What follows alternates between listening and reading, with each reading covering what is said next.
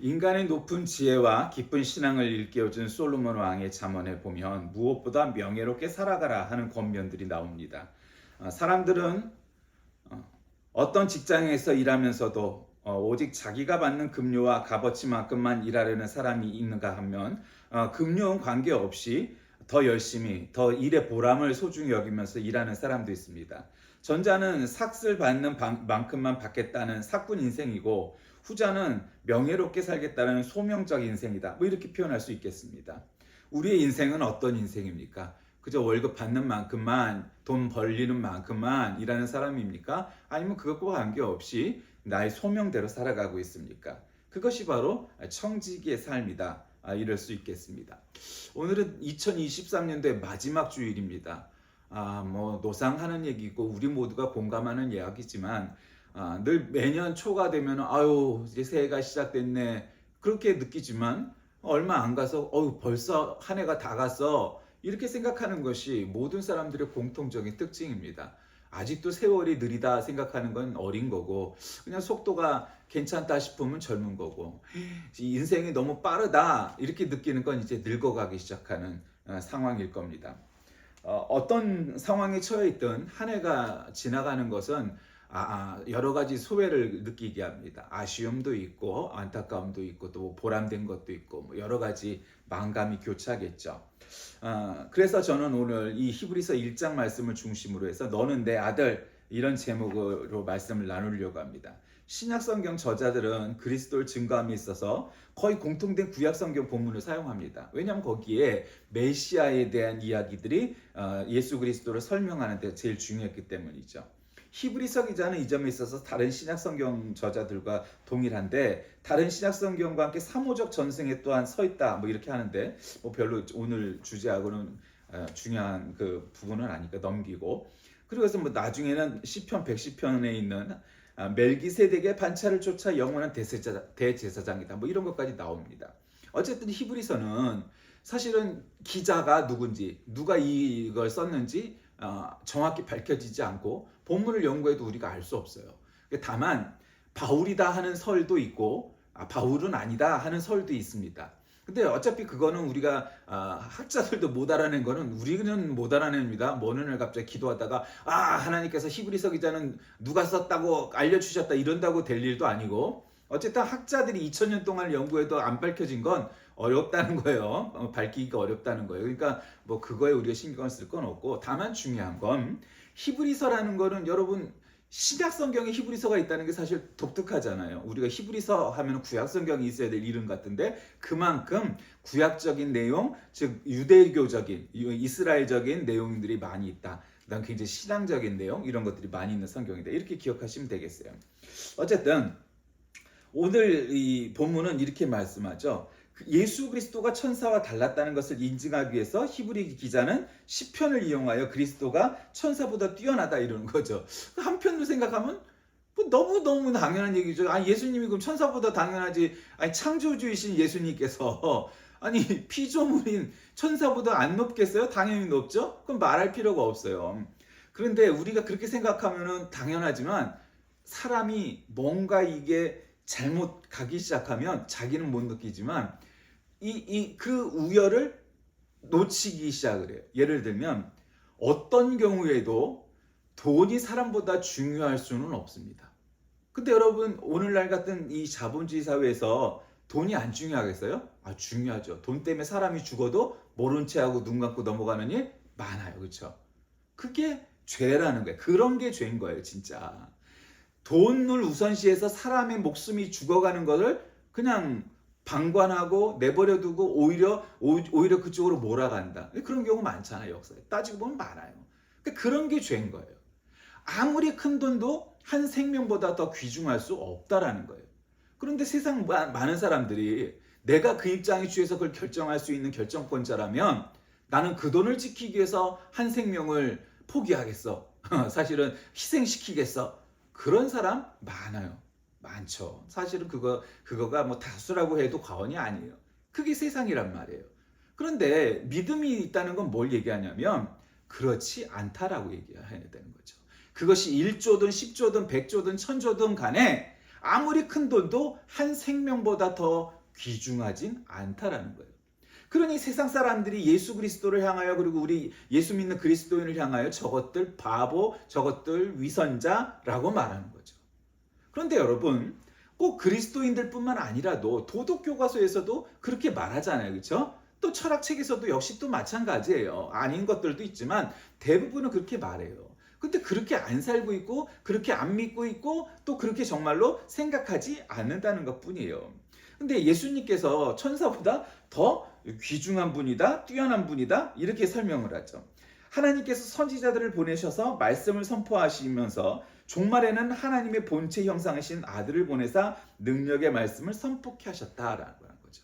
그러니까 예수님께서 이 땅에 오신, 즉 한마디로 말하면 초림 때 처음 오셨을 때 어떤 사람들은 예수님이 메시아라는 것을 알아봤고 어떤 사람들은 못 알아봤어요. 그리고 다시 부활승천하시니까 유대인들은 인정하지 않았죠. 그리고 아직도 우리에게 임하실 메시아를 기다려요. 그런데 우리는 재림을 기다리죠. 똑같은 상황이 됐어요. 초림을 그들이 믿지 못할 뿐이에요. 그러니까 오히려 그건 이슬람이 낫죠. 이슬람은 예수님이 정말 훌륭한 선지자라고는 믿어요. 그러니까 여러분, 우리 그리스도인들이 단합해갖고 야, 예수님이라는 역사적 인물이 없었는데 우리는 믿어. 그냥 우리끼리 그냥 만든 조작이야. 그런 게 아니라는 거죠. 물론 우리하고 뿌리원 같지만 사실은 기독교와 가장 칼날을 겨누고 있는 이슬람교조차도 예수 그리스도를 인정하잖아요. 왜 그래요? 그걸 인정하고 싶어서 인정하고 이런 게 아니라 그게 역사적 팩트이기 때문이에요. 그 사실은 그 반대편 사람들이 인정하는 건 그건 누가 뭐래도 진짜 아니겠어요? 우리가 우리끼리 주장하는 건 우리야 뭐 당연히 믿겠지만 일반적인 사람들이 그걸 안 믿어줄 수도 있잖아요. 야, 역사적 예수란 없어. 조작한 거야. 뭐 신앙의 그리스도만 있어. 뭐 가끔 가다가 기독교 언저리에서 그렇게 말하는 사람들도 있어요. 그렇지 않다. 왜? 봐라.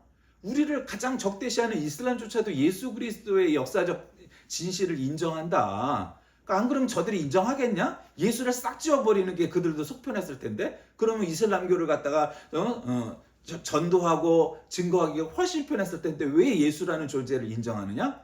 그것이 사실이기 때문이다. 사실이기 때문에. 그러니까 이 히브리서는 가장 유대적으로 유대인들이 신약 시대에 살고 있는 유대인들이 예수 그리스도를 받아들일 만한 그런 내용을 담고 있어요. 그래서 오늘 읽은 건 당연히 1장부터니까 서론적인 부분이겠죠. 예수 그리스도의 신성을 강조하면서 그가 천사보다 위대하다 뭐 이러면서 시작을 하는 거예요. 자, 그럼 뭐라고 말씀하느냐? 오늘 본문은 예수 그리스도의 인격에 대해서 얘기해요. 선지자들이 말해온 여태까지 하나님의 아들인 거예요. 그러니까 여러분, 우리가 이제 내년엔 좀 창세기를 좀 들여다보려고 하는데 여러 가지 창조론과 그런 부분들을 좀 같이 나누고 싶은 마음이 있는데, 거기 이 창세기에 보면은 이제 세상을 창조하시잖아요, 하나님께서. 그러면서 그때 하나님의 이름이 뭐 또 어떤 하나님 이름은 야훼, 제2문서라고 부르는 야훼도 있고, 어떤 문서는 이 문서라고 부르는 엘이나 엘로힘이라고 말하는 문서도 있어요. 근데 그거는 지금 뭐 중요한 게 아니고, 어쨌든 거기 보면 하나님이라는 말이 엘이에요, 엘. 근데 이 문서의 엘이 어떤 경우에는 엘로힘이라고 복수로 쓰여지고 있어요. 근데 이제 여러 가지 언어에 보면 단수인데도 일부러 격식을 갖추기 위해서 복수로 말하는 경우가 있어요. 다른 언어들도. 제일 쉬운 게 주댐무, 주부셈무잖아요. 불어에서 나는 당신을 사랑합니다 할 때 원래 원칙적으로 외국인 입장에서 생각하면 주댐무 이렇게 말하는 거예요. 난 네가 좋아. 나는 너를 좋아해. 나는 너를 사랑해. 이렇게 표현하는데 그 뜬금없이 거기다 놓고 주부셈무 이렇게 해요. 나는 당신들을 사랑합니다. 이렇게 표현해요. 그럼 뭐 말이 안 되잖아요. 근데 역시 우리나라 말에도 그런 거 있잖아요. 나의 나라가 아니고 우리나라. 나의 엄마가 아니고 우리 엄마. 나의 집이 아니고 우리 집. 왜 복수를 써요? 나의 아내, 나의 남편이 다 두 명씩 있어서 우리 아내, 우리 남편 이렇게 표현해? 아니잖아요. 그런 것과 마찬가지인데 여기서는 이 엘로힘의 힘은 정말 복수예요. 그러니까 보통 사람들이 일신교, 일신론 뭐 이런 어떤 테마를 갖고 있었기 때문에 구약 성경에서 이미 엘로힘이라는 복수를 썼고 우리가 이 세상을 창조했다라는 우리라는 표현도 그냥 간과한 거예요. 그 이미 삼일체 하나님은 창세기 때부터 있었던 거예요. 근데 그 창세기가 언제 기록된 것만 따져서 구전되기 전에 기록된 것만 따져도 지금으로부터 약 3,400년이 넘는 세월이란 말이에요. 최소한도 짧아도 3,400년인데 여러분 이미 그 3,400년 전에 창세기가 기록될 때 우리 혹은 엘로힘이라는 복수형으로 있었다는 거예요. 이미 예수님은 창조에 관여하셨던 창조할 때 함께 하셨던 삼위일체 하나님이란 말이에요. 그러니까 그 예수님을 향하여서 어떤 사람들은 그냥 선지자네, 어떤 사람들은 이단이네, 어떤 사람들은 뭐네 그러면서 서로 예수 그리스도의 성격에 관해서 그분은 하나님이다, 하나님이 아니다 뭐 이렇게 나누었다는 거죠. 그러나 히브리서는 뭐라고 말씀하십니까? 예수 그리스도는 창조자 혹은 창조주이시다라고 말하는 거예요. 왜 그러냐면 예수 그리스도는 하나님의 본체 형상이시라는 거죠. 예수 그리스도께서 이 땅에 오신, 즉 성육신, 인카네이션한 것, 인간의 몸을 입고 이 땅에 오신 이 성육신은 성경의 약속의 성취라는 거죠. 인간들에게 계시던 하나님의 그 자체라는 거예요. 하나님이시오, 하나님의 아들이시오, 하나님의 계시 그 자체시오, 하나님의 은혜의 아주 결정체가 바로 예수님이라는 거예요. 그러니까 예수 그리스도께서는 하나님의 형상이시기 때문에 예수 그리스도 인격 안에서 그것이 명백히 우리에게 나타날 때 그 형상이 우리에게 전달된다는 거예요.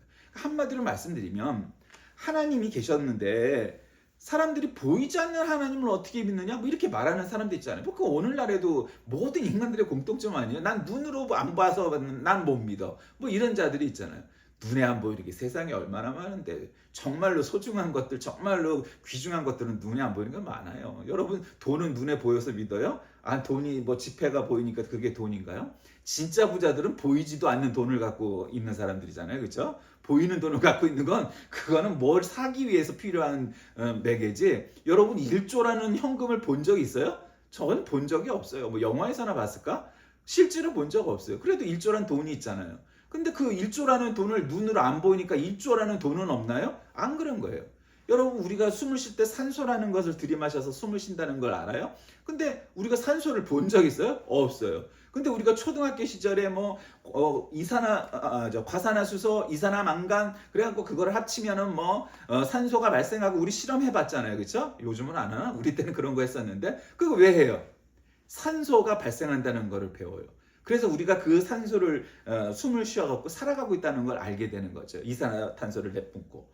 그러니까 눈에 안 보여도 산소가 없으면 우리는 단 1분도 뭐 어떤 사람은 스쿠버 다이빙을 하니까 5분을 견뎌요 그러는데 그런 사람도 있지만 어쨌든 우리가 지속적으로 살 수는 없잖아요. 절대 못 산단 말이에요. 그런 존재란 말이에요. 그러니까 예수 그리스도는 그렇게 우리 인간의 몸을 입고 오시면서 우리에게 보여주셨단 말이에요. 안 보이니까. 그러니까 안 보이니까 못 믿겠어요. 그런 사람들을 위해서 보여주셨어요. 그래서 이게 삼위일체 하나님이라는 게 나타나는 건데 하나님이 안 보일 때는 그냥 일신이라고 믿었는데 그게 일신이 아니어도 일신이면서 또 삼신인데 우리에게 오신 거야. 왜 오셨어요? 쓸데없이. 쓸데없는 게 아니고 우리에게 보여주시려고. 내가 너를 사랑한다. 내가 너를 구원시키려 한다라는 걸 보여주시는 거죠. 그리고 또 이제 부활 승천하시고 우리에게 성령님이 오셨어요. 그러면 성령님은 그때 태어나셨나요? 아니에요. 이미 창세 전부터 계셨던 삼위일체 하나님이에요. 그런데 그분이 오순절날 마가의 다락방에서 사람들이 열심히 기도하니까 이제 예수님이 활동했지 이제는 성령님이 활동할 시기야. 그리고 이제 딱 내려오면서 성령의 시대 혹은 성약의 시대, 어떤 교파는 종파는 그렇게도 부르죠. 구약 시대, 신약 시대, 교회 시대라고도 부르고 또 성약 시대라고도 부르고 어쨌든 성령의 시대가 된 거예요. 그럼 왜 성령님을 또 보내주셨을까요? 사람들이 예수님 있을 때는 예수님을 의존하고 그랬는데 예수님이 안 계시니까 성령에 의존해서 살아라 이 말이에요. 그러라고 그런 거예요. 그래서 예수 그리스도의 인격은 삼위일체 하나님 중에 한 분이시다 이 말이에요. 나중에 창조된 것도 아니고 여자의 몸에서 태어났으니까 그때 생겨난 것도 아니고 남자로 태어난 게 아니라 오직 성령으로 잉태된 분이시라는 거예요. 그리고 그분은 천사부터 뛰어나다는 거예요. 뛰어나신 예수 그리스도라는 거예요. 참 유치찬란하죠. 창조주이신데 뛰어나지 안 뛰어날 수가 있겠어요? 그럼 말할 나위가 없잖아요. 여러분 가끔 이렇게 제가 유튜브 동영상을 이렇게 보다가 가끔은 정말 눈에 가는 동영상이 하나 있는데 그건 뭐냐면 요리를 하는 동영상인데 정말로 막 이렇게 눈에 보이게 멋있기도 하고 막 그런 거 있어요. 그 중에 하나가 폭탄 달걀찜 만드는 사람들 있잖아요. 난 그게 그렇게 신기한 것 같아요. 나도 예전에 몇 번 해봤는데 잘 안 되더라고. 근데 어쨌든 그걸 하는 걸 보면 뭔가 희열이 느껴져요. 그게 별거 아니지만 그걸 아주 그렇게 먹음직스럽게 막 그냥 식당에서 나오는 것처럼 만들어내더라고. 그리고 어떤 요리는 정말 모양도 이쁘게 진짜 뭐 고급 식당에서 나올 것 같이 예쁘게 이 장식을 해가면서 만드는 요리도 있어요. 그렇게 막 해요. 그럼 아주 멋있죠. 그게 여러분 요리도 음식도 정말로 멋있게 혹은 맛있게 만들어내는 것을 보면 뭐 거의 정말 예술적인 수준에 이르렀다고 봐도 과언이 아닐 것 같아요. 요리는 예술이다. 뭐 얘기해도 정말 동의할 수 있을 것 같아요. 그런데 하나님이 낳으신 아들 독생자 예수 그리스도 그분은 피조물이 아니에요. 창조된 분이 아니에요. 원래 애초에 계셨던 분인 거예요. 그러니까 하나님이 낳으신 아들이시지만 원래 계셨던 분이에요. 뭐 우리가 삼일체를 뭐 지금 더 디테일하게 들어갈 수는 없지만 어쨌든 그래서 히브리서 기자는 천사가 아니라 천사보다도 우월하신 창조주 하나님이시다라는 거예요. 그리고 또 기름 부은 자로서의 뛰어나심을 말씀해요. 하나님에 의해 그리스도께 부여된 특권은 뭐예요? 기름 부음을 받았다는 거죠. 그 예수님이 그렇게 오셨으면 딱 태어나자마자 뭐 부처님처럼 천상 천하 유아 독전이다 태어나자마자 그러셨냐? 아니란 말이에요. 그냥 보통 아이들처럼 자랐어요. 그리고 세례 받으시고 그때야 비로소 공생애를 시작하세요. 그렇게 생각하면 아니 왜 하나님이시라며 애초에 어렸을 때부터 내가 하나님이다 그러지 않았다는 거예요. 여러분 아무리 아이가 똑똑해도요. 어린아이가 똑똑해도 그 아이를 뭐 예를 들면 왕으로 모시면 진짜 왕으로 모실 것 같아요? 안 그래요. 여러분 역사를 보세요. 단종과 같은 자가 왜 폐위가 돼요? 그것도 삼촌한테. 어린아이가 무시를 받는 거예요. 어린아이는 경륜이 없어요. 공부한 게 없어요. 인간도 몰라요. 그러니까 공부함이 떨어지니까 얼마든지 그 주변에 있는 어른들이 마음만 먹으면 쳐내고 죽일 수도 있는 거예요.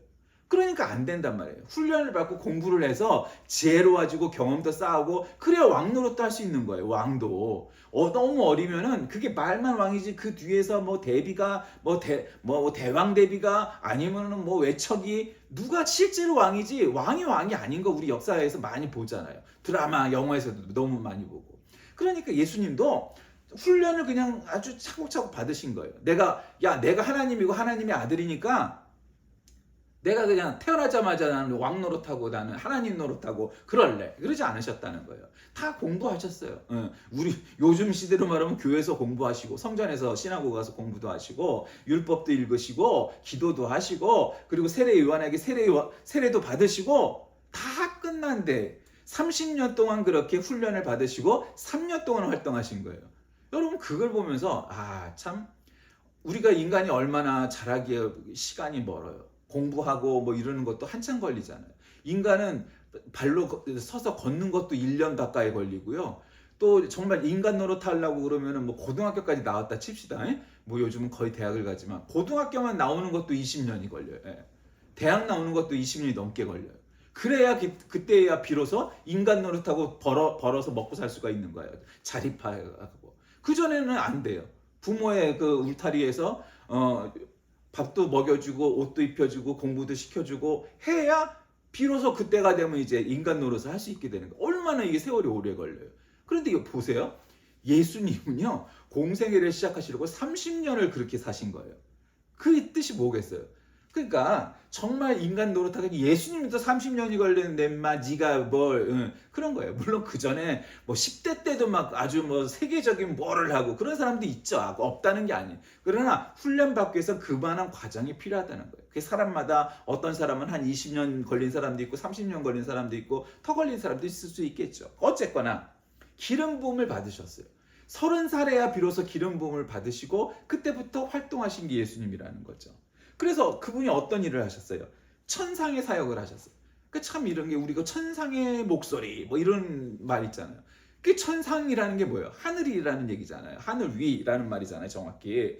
그러니까 예수 그리스도는 역사 속에 현존하셨던 분이에요. 그리고 우주 만물이 창조되기 전부터 이미 계셨던 분이에요. 그 창세 전부터 즉 선지하셨던 분이기 때문에 만물을 창조하신 분이고 영원하신 분이에요. 그러니까 우리는 시간 속에 있는 존재잖아요. 독일 철학에서는 그거를 뭐 세계 내 존재, 혹은 뭐 시간 내 존재, 뭐 이런 용어들이 있어요. 근데 어쨌든 뭐 그 철학 용어니까 그렇더라도 우리가 우리가 한정된 시간, 한정된 공간, 한정된 역사, 한정된 관념 속에 있는 우리는 그 전지전능한 존재가 아니잖아요. 우리는 모든 걸 다 전지전능하게 처리할 수 있는 사람이 아니에요. 존재가 아니에요. 그러니까 인간이잖아요. 근데 예수님은 어떤 분이에요?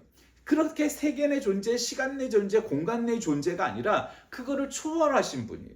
그러니까 그분을 우리하고 이 빗대서 자꾸 뭘 하려고 그러면 영혼과 시간 그리고 전지전능하신 분과 전지전능하지 않은 인간의 존재란 건 감히 비교할 수조차 없는 부분이에요.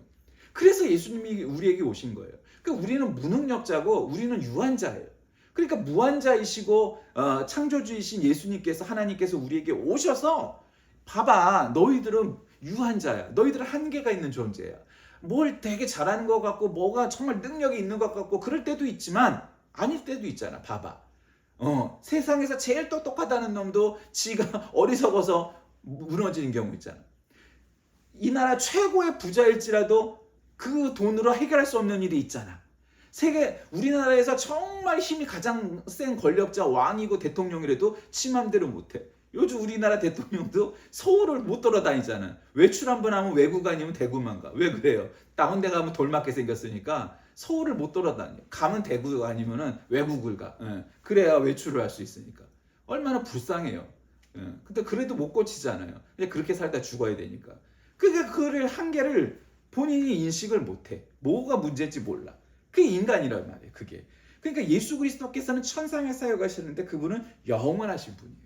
그 영원이라는 이 말의 참 뜻을 우리가 잘 만끽하지 못하고 깨닫지 못하는 경우가 많은 것 같아요. 왜냐하면 우리는 영원한 존재가 아니잖아요. 우리의 존재가 영원하지 않기 때문에 영원한 존재신 예수 그리스도를 믿고 그분을 따르고 그분에게 배우고 해야 되는 것이라는 거예요. 그 사람들이 예수님을 하나님이 아니라 사람이라고 보면 그게 인정이 안 되고 깨닫지도 못하고 뭐 그렇게 되는 거죠. 근데 그분은 그런 분이 아니라는 거예요. 성육신하신 인간의 몸을 입고 오셨지만 그분은 하나님이라는 거예요. 그걸 우리가 분명히 알아야 돼요. 가끔 영화 보면 뭐 드라마 보면 왕이 사복을 입고 이렇게 나가요. 뭐 내시 한 명 아니면 호위무사 한 명 데리고 이렇게 나가죠. 그러면 그분이 사복을 입고 있으니까 왕이 사복을 입고 있으니까 왕이 아닌가요? 아니에요. 그분은 사복을 입고 다른 사람들 눈에 띄지 않게 옷을 입었으나 그가 옷을 바꿔 입었다고 왕이 아닌 게 아니야. 그분은 왕이야. 임금이야. 그러나 사람들의 생각과 어떻게 사는지를 시찰하기 위해서 사복으로 갈아입고 백성들 속으로 온 것뿐이에요. 그러니까 그분이 옷이 무엇을 입었든 간에 그분의 존재는 뭐야? 왕이다. 임금이다. 하나님도 인간의 몸을 입고 이 땅에 오셨지만 인간의 몸을 입고 있으니까 그분이 하나님이 아니냐? 아니다. 그분은 하나님이다. 천사들은 하나님께서 만드신 영적 존재이죠. 피조물이에요. 그래서 항상 하나님의 뜻을 행할 준비를 하면서 시중드는 일을 합니다. 그리고 그들은 사람들에게 또 이 사람에게 저 사람에게 여러 가지를 돕기도 하죠.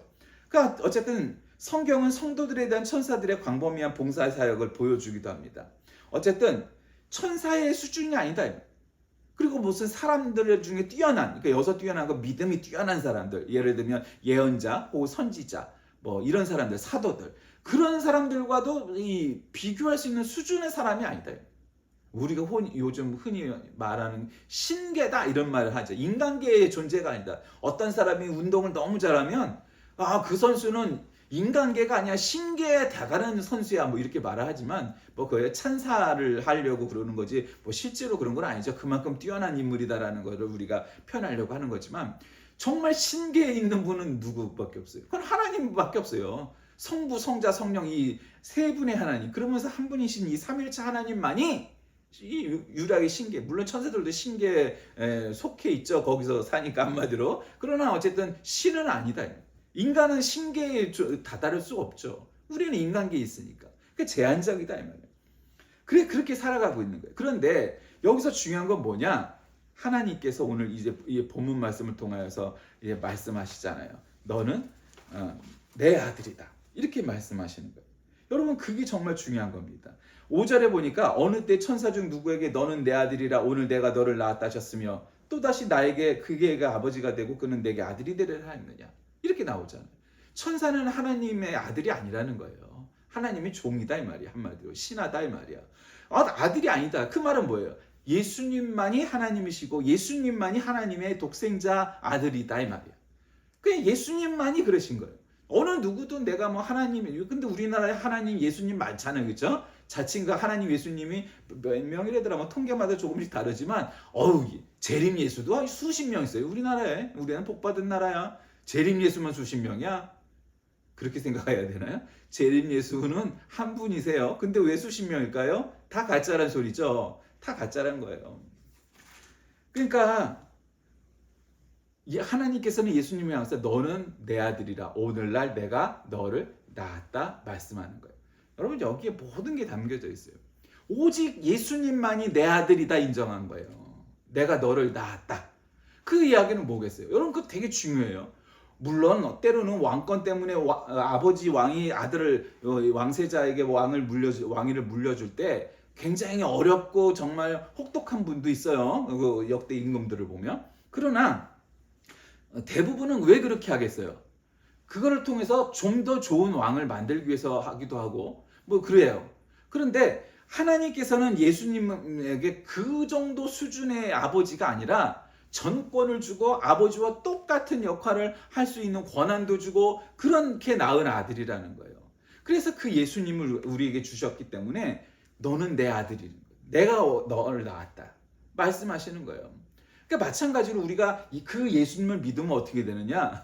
우리도 하나님의 자녀가 되는 거예요. 왜? 그거를 이제 한마디로 양자가 되는 거예요. 양자. 실제로 낳은 게 아니어도 뭐 실제로 창조하셔서 낳긴 낳았죠. 그러나 예수님과는 다른 차원인데도 우리는 자녀가 되는 권세를 주신 거예요. 여러분 그게 얼마나 큰 은혜예요. 그러니까 거기 말하면 이게 좀 농담처럼 말하면 우리가 예수님이 우리 형이 되는 거다 이 말이야. 예수님이 우리 형이야. 족보로 따지면은 그렇게 만들어 주셨다는 거예요. 왜 그래요? 그만큼 하나님이 우리를 구원하시고 하나님의 자녀를 삼아주시는 은혜를 베풀어 주신 거예요. 예수 그리스도는 하나님의 아들이요 하나님의 영광의 강체시요 본체 형상이시죠. 모든 천사들 위에 뛰어난 분이시죠. 우리 천사들은 피조물에 불과하지만 그리스도는 피조물이 아니에요. 그는 창조주이세요. 그냥 천사 없이 하나님만 계실 때는 있었지만 그리스도 없이 하나님이 계실 때는 없었어요. 말로는 그리스도를 절대자이다 믿지만 안 그런 사람들 너무 많아. 예수 그리스도를 폄하하고 오역하고 비난하고 이런 사람들 많아. 심지어 지가 예수 그리스도라고 말하는 사람도 많죠.